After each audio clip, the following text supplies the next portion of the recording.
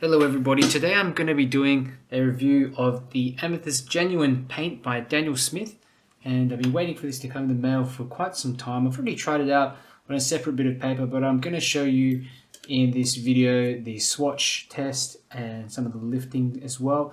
And I'm going to try to paint in a few different scenes here. So here's just a really simple flower scene and a couple of fruits here. These are mangosteens, which I'm going to use this amethyst to try to get a nice sort of purplish color coming through, maybe a few different shades of it as well, and add in a bit of green, maybe some darker color here for the pot, or something else. We'll see how we go. But anyway, let's go ahead and get started. Now I'll give you a rundown of the color. So it's a rich purple, and when you use it straight from the tube, it's almost black. It's very, very dark and is a granulating color. So I'm really interested in granulating colors these days.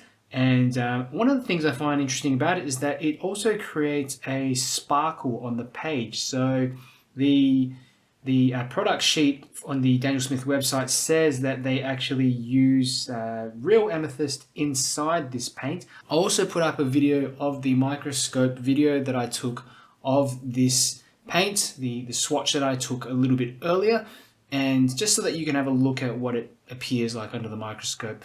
No other reason. I don't have, I guess, any geological experience or mineralogical experience, professional experience anyway, so I can't identify the crystals or anything like that, but there's definitely, you can see under the microscopes, little crystals running through, the crystals or minerals, I suppose, running through this mix. So I thought that was quite interesting to sort of look at.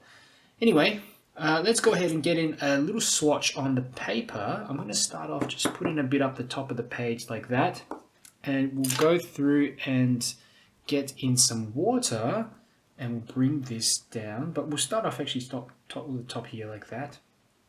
Okay, wet that down a fair bit. Okay, and then I'm just going to bring this down and add water down the bottom here. Okay, just like that. And I'll bring that up as well, actually, so that we've got a larger sort of swatch. Something like that. There, darken up the top. I'll actually add a little bit more up the top to darken it further, so you can see the total kind of tinting strength of this paint. So it's a fair bit. It's fairly dark up the top. Down the bottom, I'll just also lift up some paint so we can get a really light mix down there. Okay, but really for the rest of it, I'll just leave it how it is. We can also drop in a little water to see what it does with some blooming and how it kind of dries. But it's hard to see at the moment, but there are actually little kind of glistening effects in there. So it's quite interesting to see that occur on the paper, and also when it dries, how it ends up. So we'll give this a moment to dry, and then I'm going to zoom in on it a little bit to show you close up. So here's the dried swatch on the right hand side, and you can see the granulation occurring from the light section here. There's a bit of patchy sort of bits here, and areas where you can see it dries with some darker bits, little bits of splotchiness here, even graininess around here, and especially up the top here you can see a fair bit of graininess. And you can also feel it, definitely feel it on the paper. It feels a little bit more abrasive. And here is just a little prop that I had. This is actually a real piece of amethyst that I bought, I don't know, several years ago. I can't really remember where I got it from. So definitely, I mean, color-wise, I'd say it looks pretty similar. It's interesting, like the way that they ended up kind of matching it. So one of the things that I do find a bit odd though is that on the Daniel Smith website, the swatch there, it looks a little different. It looks warmer. So I think that might be because they haven't updated maybe they updated the formula before and they haven't changed the swatch, picture, something like that. I'm not sure. But anyway, this looks more representative of this piece of amethyst that I have, though I think, with minerals, they do come in so many different colors and forms. Okay, let's go ahead and start painting this. I'm also going to be using some neutral tint, maybe a little bit of green in some of the areas as well, something for the pot, a different color, but for most of it, I'm just going to use amethyst and some neutral tint in areas. So let's get started now. I've got the reference pictures for these up as well in case you're following along and want to know, just want to use this as a bit of practice for yourself as well. So start off with a really light wash off the top here, and I'm using a number 6 round brush. A few strokes there just to get in these little indications of petals like that. I'm using a bottle cap actually just to put this paint in. I'm going to do this one here down the bottom as well. You can see that the beautiful sort of sparkle that's coming off it as well, which I really love. So let's go ahead and bring that across here down the bottom, and we will cover this one up as well down here. There. I don't know how often I'll actually use this paint. I think it'd be good for abstracts, and if you like this sort of sparkle in your painting, I think it's nice for an odd occasion here or there. But yeah, it's certainly something different. It reminds me a bit of the Duochrome range that Daniel Smith did. I think they call it the Duochrome range, where they used mica, a bit of mica inside their paints to give it this sort of shimmering effect. So yeah, it's definitely quite interesting, and I've done another video which shows that bit of that duochrome paint as well under the microscope, compared to the amethyst paint, and it does certainly look a bit different in terms of the colors of the crystals that come up. So I'm not sure, as I said, I'm not a geologist or I don't have experience or anything like that, but it's just fun to look at under the microscope. Thought it might be something that you guys might want to look at. So anyway, just carrying on, and I'm putting in some more colors here just on the flowers. This is certainly not a masterpiece or anything like that at all. I just really want to get these in, and look how dark that can get even over here, super dark. And come across, some more of these petals across there, some in the background over here as well. There's one over here, okay, and they all kind of just join up a little bit like that. There, fantastic. And what else do we have in here? I love this. The granulation in that is really good, really interesting. There's a few sort of bits and pieces in between, which, look, I'm just going to use a bit of water, colour in some of the areas to fill in some of those gaps, okay? But nothing out of the ordinary, just a bit of darkness as well underneath here, and getting that sort of join in. That could be the top of the pot, and as we move down, let's put in a bit of water in here, and perhaps if I can grab a little yellow, that would be nice. A little bit of 𝗪𝗪𝗔𝗟 yellow, just drop that in and see what happens. Just a warmer kind of color running down the bottom like that. Okay, I've even got some quinacridone orange, which I can drop in. Just a light sort of warmth down at the bottom of the pot. But look, like I said, most of this is just that amethyst up the top there. Some of it's bleeding down, so we're going to certainly get some of this sparkle effect running through this whole mix. Okay, so I'm just going to let that feed through and create a bit of interest there as well. Okay, and I might actually get a shadow running towards that right hand side. I'm going to use the pure color here at the bottom and sort of blend that in a bit. Maybe we can darken down the bottom here like that, and that can be a shadow running to the right. I try to mix it in with the actual side of the pot so that it looks more natural like this there. Okay, darken off there a little bit, and here maybe like that. Okay, and I think that's looking good. So I'll leave this for now, and for the next bit, I'm going to try just painting these two mangosteens here on the left, and I'm going to actually use, like I said before, neutral tint for these as well, because I do think that this is not going to be dark enough. It's certainly not going to be dark enough for these mangosteens. Okay, so before we do that though, I reckon we'll just dry this off. I'll finish it off very quickly. And what I'm going to do here is just start finishing off this piece with a bit of neutral tint and a little bit of this amethyst just mixed together so that I can get a darker, just a darker mix here. So if I can just, for example, go around the sides of the flowers in some areas here. This is just a little bit of neutral tint mixed with that amethyst. Here, there's a bit here, a bit of darkness here that I can use to kind of cut around some of the flowers like this. Okay, and all this is already dried, so you have to remember that it's, we're really just going back into the finished product, drawing out a few little highlights here and there. Okay, it's just the petals, I think, that are important, just making sure that we identify a few of them here or there. This one here, there's even one over here. And that initial little drawing is important so that it allows you to do these little steps at the end with the negative painting so that you're able to just draw out some details here or there. I'm going to go around that one as well. Here, that's a petal there. You don't have to particularly draw all around them like I've done here, but just on some of the edges it helps.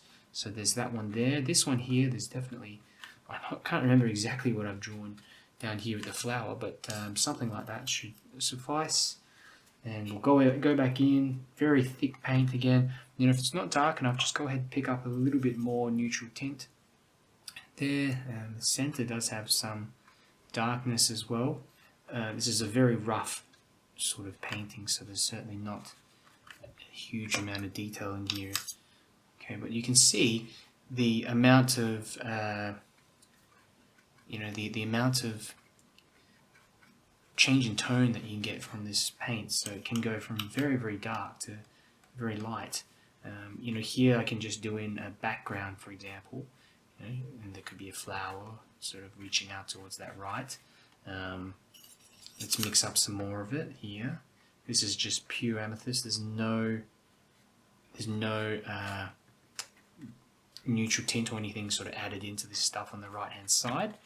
Okay, so pretty dark, and let's try over this side as well. Let's get in a bit here, cut around some of these petals and stuff there, like that. Maybe around this side of the flower pot too, just to darken further this bit here, bring out this petal or something there, and roughen off the edges. Okay, like that. Good, and now I'm just going to lighten this mix as I move down here near the shadow, like that. Soften off on that side, like that. So really just finding some spots that I want to draw out more.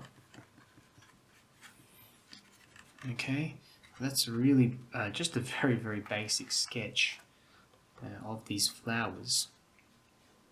But you can see what a range, especially when you add a neutral tint to some of these areas over here and here. But even if you're using it straight, those areas are super dark. Here. So I do like this color. I'm not quite sure about all this sparkly sort of sparkliness running through it. It's not a common thing that I, it's not a common effect that I use in my paintings, but perhaps it might be a way, I could incorporate it. I've bought the paint anyway, so I'll probably have to incorporate it. But it's certainly something new that I can try out in my paintings. So I'm definitely keen to give it a shot where I can anyway. So that's about all. I think I'll leave this part. I've used up all that paint, and we'll continue on now to the other side. We've got these mangosteens. I'll just squeeze out a little bit more, tiny bit more amethyst into this little container that I've got. And there's no way that we're going to be able to do this without the neutral tint because it's not dark enough. Now I'll demonstrate why we can't. If we bring the camera over just a little bit towards the left so you can see, what you're going to find, I'll show you as I go straight into it, it's not going to be dark enough. Even if I use, say if I just use thick paint just like that, and it's too thick anyway, we need to put water in it, it loses its transparency. It's still not exactly dark enough. So what we can do, we can actually put it in like this, and I'll do one first, just with the amethyst in it, like that. And we're also going to test maybe later some of its lifting capabilities. So, you know, I'm just cutting around the leaves at the top, okay? Just putting a bit down at the bottom, and it is pretty dark.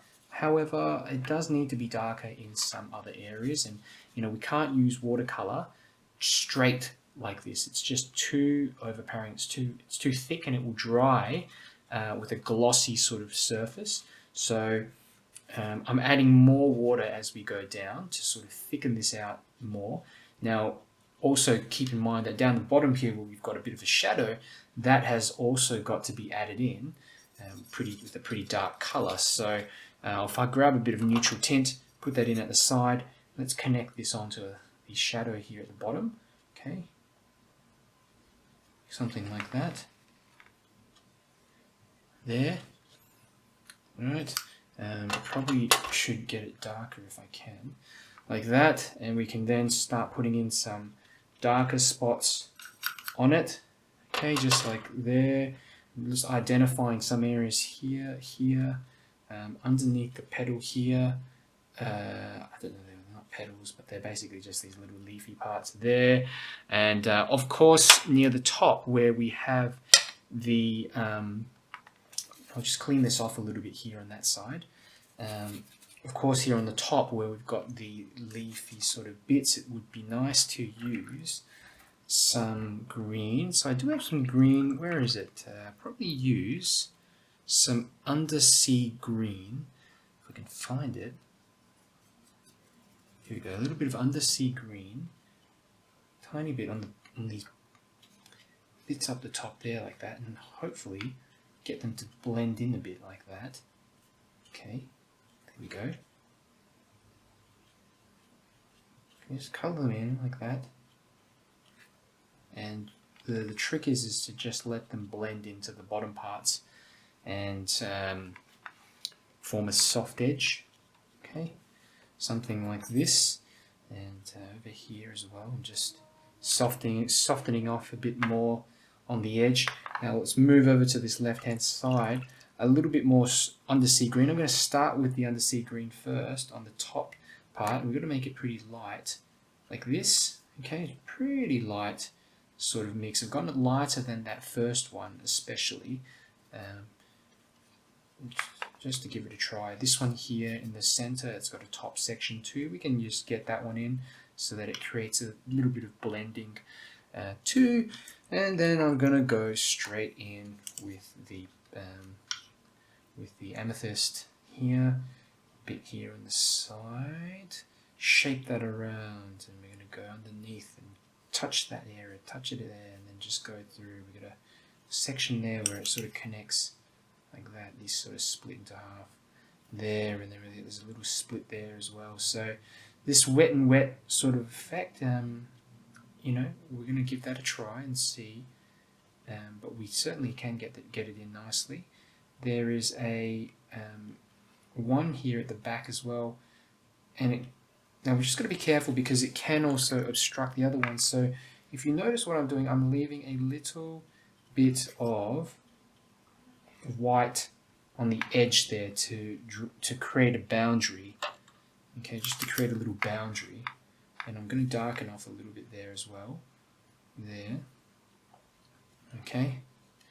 Okay, so it's gone behind there, but it's doing its own thing. It's fine. And then of course we have this one here which cuts all over the top of that one in the back and comes all the way down here. Pretty dark. Okay, I really like the look of this one actually. The wet and wet on there has worked, you know, a lot better than I thought that it would. And we can add some more of this neutral tint in here so that we can get a shadow in at the bottom. Just one, well, maybe 1 or 2 strokes for the shadow like this, connected on to the fruit at the bottom like that. Okay, and yeah, the rest of it is just looking at some of the dark spots and trying to emulate some of that, getting some of that detail through here. Don't feel like you need to get everything on here, but you know, see it here, the stalk, for example, does have some little scratchy bits and pieces, which I'm going to just use the brush to get in some little indications of what's going on in there. So I'm not really fussing around too much, but just a few strokes there, and there you go, that's a leaf. And that's another bit here. I think they're leaves, or they sort of come out from the stem, so they kind of hold the fruit. I guess these were flowers before, so yeah. Anyway, there we go. I think that's pretty much it. So I'm going to wait for this to dry. Once that dries, I'm going to actually go in and start putting in a bit of a background, and also test the lifting ability, which is quite important, so that I can figure out essentially whether we can get some of these highlights in without adding any gouache or anything like that. So so finish up with your last finishing touches, like what I'm doing here. Any darks that you think you might be missing out on or need to add in here, just do what you need to do, and then we'll continue to the next part. Okay, let's test out some of the lifting abilities. For that, I've got this number 6 round brush, and I know that there's a little area here that is lighter, a bit here as well, so just some clean water that I'm adding in here, a little bit here too on that side, so focus on this one first. Okay, so we'll lift off a little bit of paint there. Let's try over on this side, lift off a bit like that, move that around. There's a bit here, let's do a little lift off there as well. And a bit more around the edges too, softer around some of these edges, so that it doesn't just all of a sudden start and stop. So a little bit of that, a little bit of that here. Okay, so that's some really good lifting abilities. You know, here I can just lift off a bit of paint down that side as well. Let's try it on this one. A little bit of water there, that's lifted off nicely.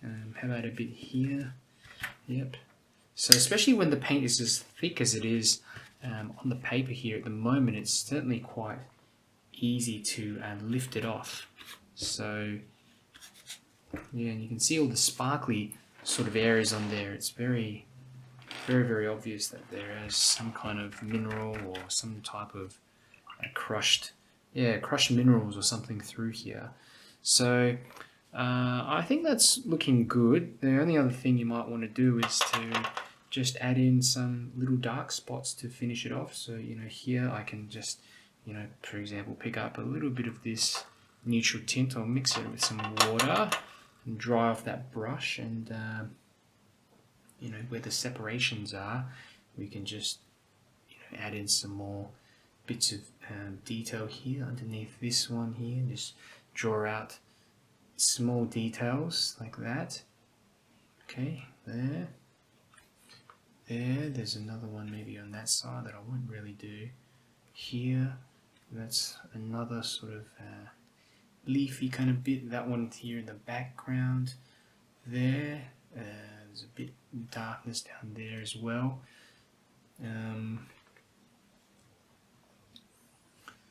Fantastic. So I will finish this one off. Now, in terms of purples, it's always been one that I've wanted to try.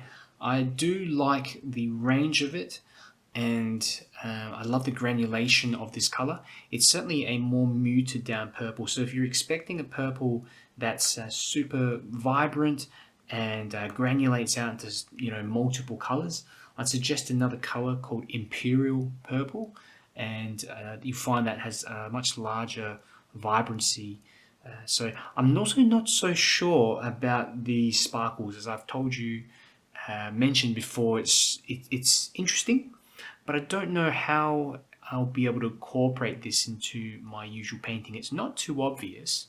So I suppose if I use it in places here or there, but if I had a whole painting with this color, it'd certainly be interesting. So I hope you enjoyed this video, and I hope you sort of got something, and I hope that you got something out of it, understanding how the paint performs on paper and through different scenes like this. If you like this video, check out the playlist on the right.